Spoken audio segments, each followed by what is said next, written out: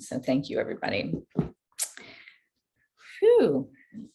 I can feel the excitement of being with you all here tonight. And I'm trying to switch my view here so I can see you all, but I have a little thing happening. We'll just leave it like it is. All right. So I'm going to talk a little bit about the Sandokai tonight. And I've been thinking about this, and it may be more of advertisement for the Sandokai, because in one short Dharma talk, all I can do is sort of hold up a neon sign that says, read the Sandokai, maybe like you will like it, but maybe you won't. But I have been liking it. I've been delighting in it, actually. But this is a poem, and it's so vast that we can just maybe put a toe in tonight. So I hope you'll put a toe in with me. And as Chris mentioned, and many of you know, we're doing these Shuso talks, and we're looking at, I have it right here, Shohaku Akamura's book, Living by Vow. And the subtitle of that is A Practical Introduction to 8 Essential Zen Chants and Texts. And if you were here last week, you know, Susan and I had a chance to talk a little bit about the first chapter, which is actually titled Living by Vow. And it's the 4 Bodhisattva vows, which we know, which we chant.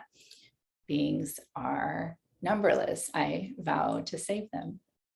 And this impossible task that we take up despite, or maybe because of its impossibility, you know, right in the middle of our lives, right in the middle of uncertainty and confusion and aging and illness and all of the things. And as Susan embodied for us last week, as we're so fortunate to have Susan, one of the ways we can do that is just by saying yes, right? Just by saying yes to all of it. So tonight, what I hope I'm doing is showing a little bit of how I'm saying yes in the context of my life right now through some of what the Sandokai is pointing to. So chapter 7 is titled, All is One, One is All, the Merging of Difference and Unity. And I need a sip of tea here. And there's also a translation of that merging as harmony, which I kind of prefer, actually. So all is one, one is all, the harmony of difference and unity. And this translates, the first 3 syllables, Sandokai, is the basic gist of the teaching, right? All is one, one is all, this harmony, this coming together. And I found something I'm actually going to put in the chat. I was so excited to go down the rabbit hole here. There's so much information that you can gather on the Sandokai, and I found a study guide. And this is from Domyo Burke, who's a Soto Zen priest. I think she's in Oregon now, but she's trained at San Francisco Zen Center. And she gives us this remarkable study guide, which I'm just going to peek at for a second tonight. You can click on it in the link, click the link in the chat now, or not, just listen. But it's there if you ever want to take a deeper dive. And there's so many resources. There's this book I have here, which you may know, Branching Streams Flow in the Darkness, which is Suzuki Roshi's collection of lectures on the Sandokai. And I discovered that Everyday Zen just took a super deep dive last March, and there's a dozen talks on the Sandokai that you can get on their website. And I've been listening to those at bedtime, like a little child getting tucked in with a story. It's very delightful, actually, to listen to all the beautiful talks on this poem, this teaching from 8th century China. So if you check out the study guide in the top corner, or if you just want to listen, there's a summary here, and this comes from Domyo Burke. So she writes, you might call this teaching poem the apparently paradoxical fact that absolute and relative are intimately related and mutually dependent. And I love this. To me, this sounds like a chapter out of a Harry Potter book. The apparently paradoxical fact that absolute and relative are intimately related and mutually dependent. She writes, it tries to point out how each thing is simultaneously a thing, differentiated from all others, and a part of overall unity within which all things are ultimately equal and have the same fundamentally empty nature. And here that empty isn't a nihilistic emptiness and nothingness.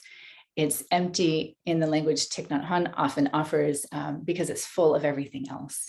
It's empty of a separate, fixed self-nature because it's full of all other things. It's interdependent, interbeing.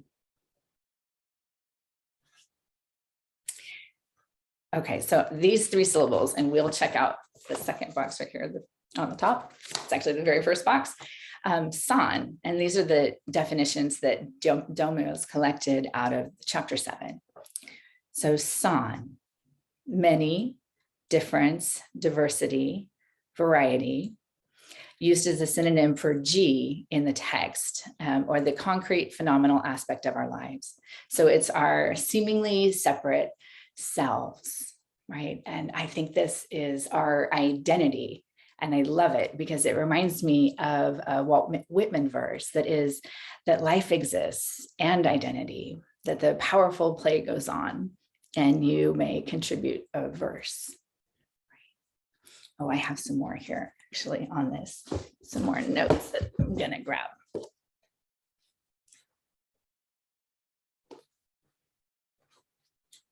So san is different, it's form, it's disappearing and impermanent. It's the phenomena or the branching streams. And we'll get to some of the verses in the poem in a second, but it's the branching streams. And then the chapter gives us this example of san as the 5 fingers, where do is the whole hand. So do is one, sameness, equality, commonality, unity. It's used as a synonym re in the text, absolute or ultimate reality of emptiness beyond discrimination. That's Okumura. And then kai is this coming together, this agreement, the harmony. And I had to come up with some teaching devices for me, some study devices, as I was trying to remember which one's which, and you get these words that are unfamiliar and it was hard to remember. But what came up in my mind was san and ji. At Zen Center, where I do family program, there's a volunteer that comes and her name is G. And I thought G is the individual who shows up. And then do and re, when I said those together, do, re, my voice went right to do, re, mi. In my head, I heard this and I thought do, re, emptiness. So that became my little teaching tool to remember. Do, re, emptiness is the unity. And san, G is the individual that shows up. And then you might be getting here some sort of glimmers of the Heart Sutra, right? That form is emptiness and emptiness is form. And Okumura talks about it in chapter 7. And then as I was listening to the lectures, Norman mentions in one of his talks, also the context of Sandokai in 8th century China, thinking back to what was in the field, like what was the frame then of form and emptiness actually being held differently in Taoist tradition than we do in Buddhism, that there within that Taoist frame, the form is emerging out of the source, right? And that's different for the Buddhist thought that it's the same, right? So it's non-dual, that the form is the emptiness and the emptiness is the form. So I'm going to read a couple of verses here, more than a couple, that are standing out to me.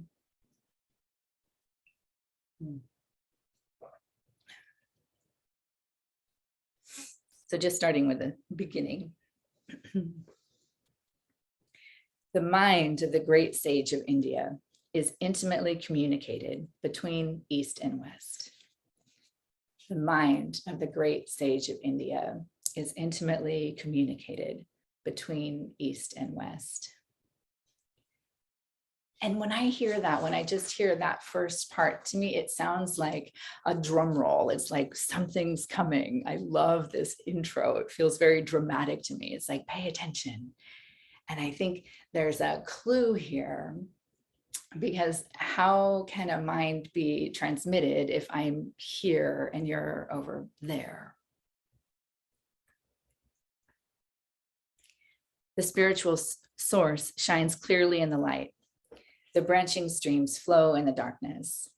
Grasping things is basically delusion. Merging with principle is still not enlightenment. Darkness is a word for merging upper and lower. Light is an expression for distinguishing pure and defiled. Right in the light, there's darkness, but don't confront it as darkness. Right in the darkness, there's light, but don't see it as light. Light and dark are relative to one another, like forward and backward steps. I humbly say to those who study the mystery, don't waste time. Don't waste time. So looking at these lines, the branching streams flow in the darkness. The darkness is the do-re emptiness, the formlessness or source. The branching streams are individual lives and identity, what we love and what we do, the Sanji individual that shows up. And they're not separate from the source. They are the source. So it's permeating everything, the ordinary aspect of our life. And light, as it's used here, suggests what's visible in the light, our lives and our separate, seemingly separate identities. It's what's distinguishable. So light and dark are relative to one another, like forward and backward steps. This is the Kai, the agreement, the handshake, right? This is the harmony. The things coming together like notes to form music. The spiritual source, do-re, shines clearly in the light, ji-san. The branching streams, san, ji, flow in the darkness, do-re. So it's flipped here, and it's not to confuse us. It's like I have to map it out and see it. And then I get a sense of a feeling of it, that this is interdependence. I can feel that the interbeing in the verses is transmitted there. So with this just really basic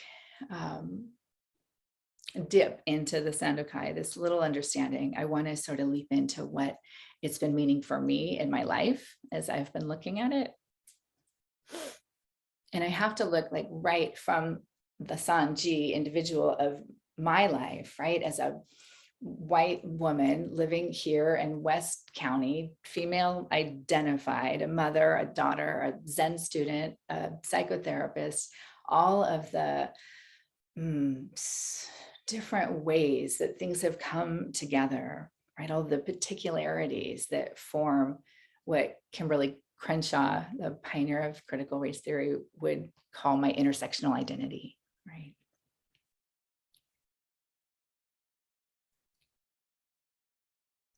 Because I think when I look at it through that lens, my subjectivity, I can see where I get myself into some problems. I get into a little bit of trouble with the leaning into the oneness, right? And this is the merging with principle is still not enlightenment part of the poem.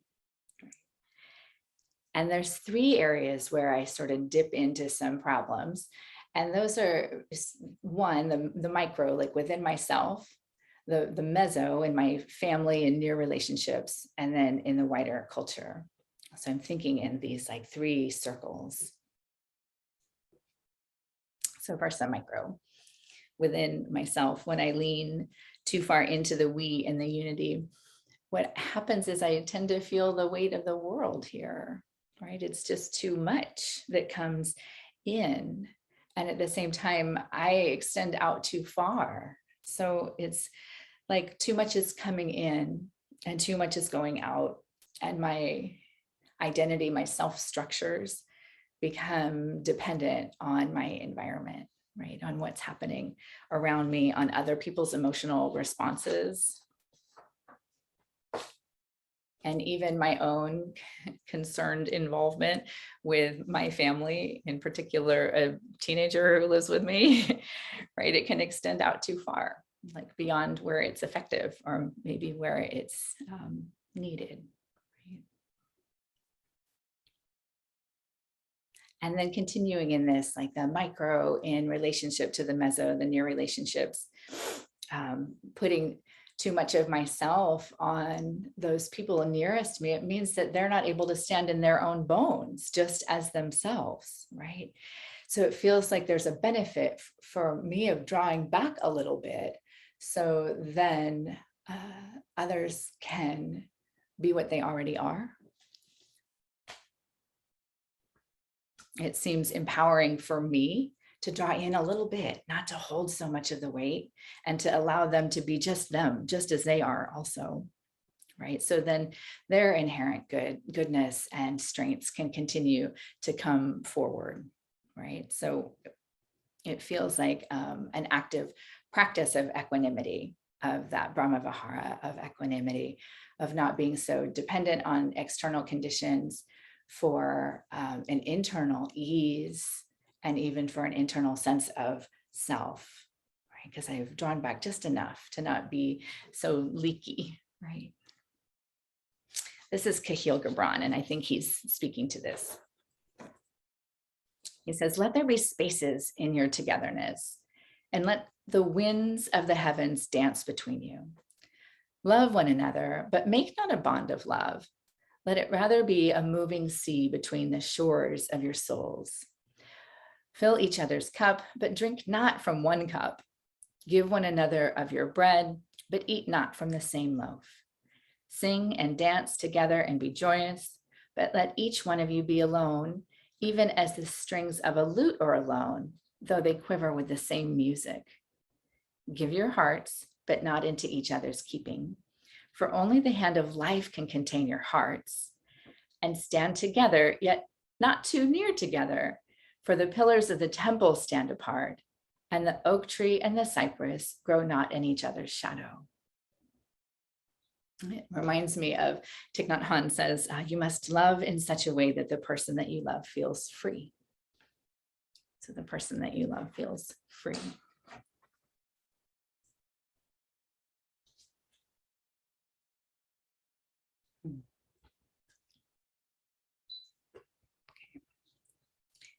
And then the macro, right? So we're talking about leaning in too far, according with sameness, is still not enlightenment.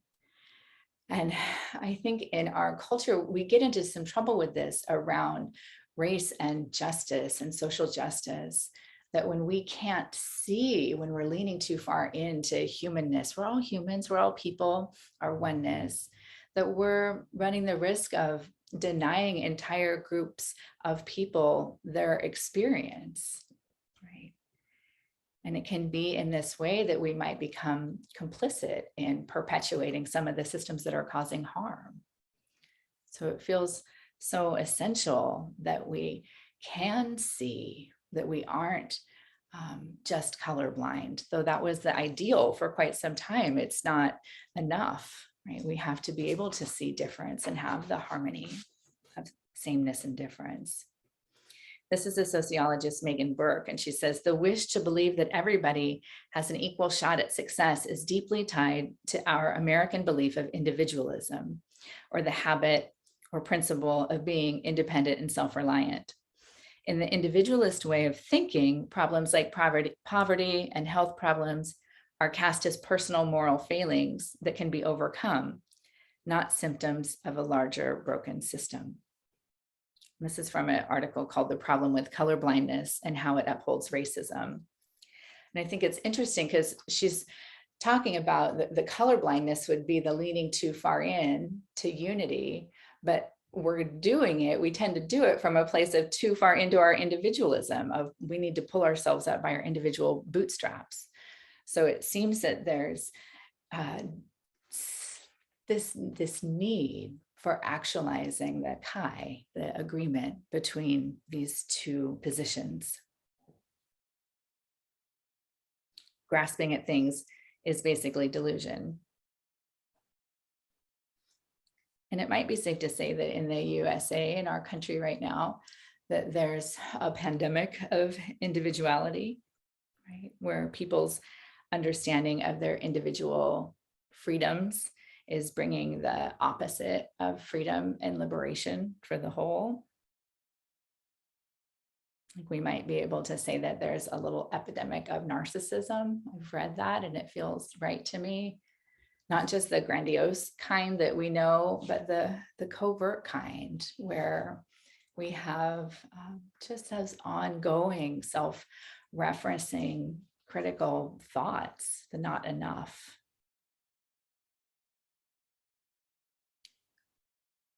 So what we're doing looking at this is micro, meso, and macro is systems thinking. It's that we are with a multitude of systems. Our own body, right? Our own body is made of aggregates of systems, our immune system, our cardiovascular system, our nervous system. And then we exist in these other systems, our family, our culture, school systems, and the planetary system. The volcano erupts near Tonga and a tsunami washes up in Sonoma County, right? In the solar system. And they're all made of moving, changing, interdependent aspects that come together and they form something for a period of time. There's a little homeostasis, right? And then even that moves, right? And in the midst of all of this is our lives, what we do and what we love and what we perpetuate, from kindness and integrity and insight and understanding our vows to systems that are causing harm, right? You might know Buddhist teacher and environmentalist Kriti Konko. She calls these systems of separation. And the thing with systems is that the way they change, the way we get out of homeostasis is through disruption. And I feel like this is the good news because if we look around right now, we can see, we might notice there's a little disruption right now. But maybe thinking this way, there's a little glimmer of hope also that this disruption might be just the thing that we need to create some change. Kriti Konko wrote an article at the beginning of the pandemic, February of 2020, called Why Bodhisattvas Need to Disrupt the Status Quo. And I'm just going to read this and I'll close in just a minute. She writes, it's important to note that while Buddhism has devised many skillful practices to deal with the myth of separation in the consciousness of an individual practitioner, it has only just begun to grapple with systems of oppression. An individual cannot beat a system. To beat one system, it will require another. Systems of oppression and separation must be replaced by systems of non-separation and non-duality. The opposite of patriarchy is not matriarchy, where women are more powerful than men, but rather it is one of deep equality and solidarity. So Kai. The top-down hierarchical systems that are rooted in exploitation and oppression must make way for systems that are rooted in compassion and sacred care of all beings. And again, feels like the harmony to me.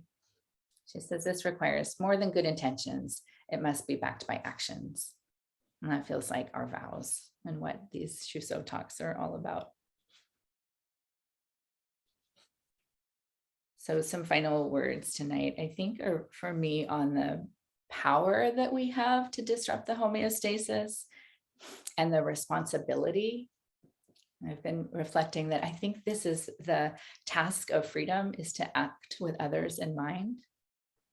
And that perhaps that's actualizing the Sandokai. And this new year came on a dark moon. I actually was sitting with all of you, though I wasn't there. I was right at my altar and I was sitting on New Year's under that dark moon and drinking in the do-re emptiness, the darkness there. And it just felt like this shift was happening for me from the fatigue of holding the whole world in me to the energy and empowerment of drawing on that not fixed, not separate, interdependent self. That if I am an integral, inseparable part of the cosmos, then I might actually be able to do something radical. And it feels to me that maybe that is how the great mind of India, right, this great sage of India's mind can continue to be transmitted.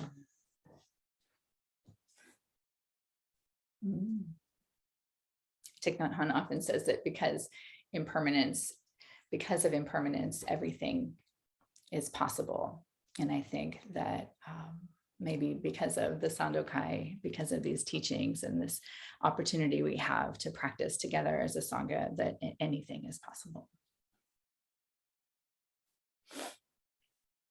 Yes, so I'll close just with the last words again of the Sandokai, or I humbly say to those who study the mystery, don't waste time. Don't waste time. So thank you, everybody.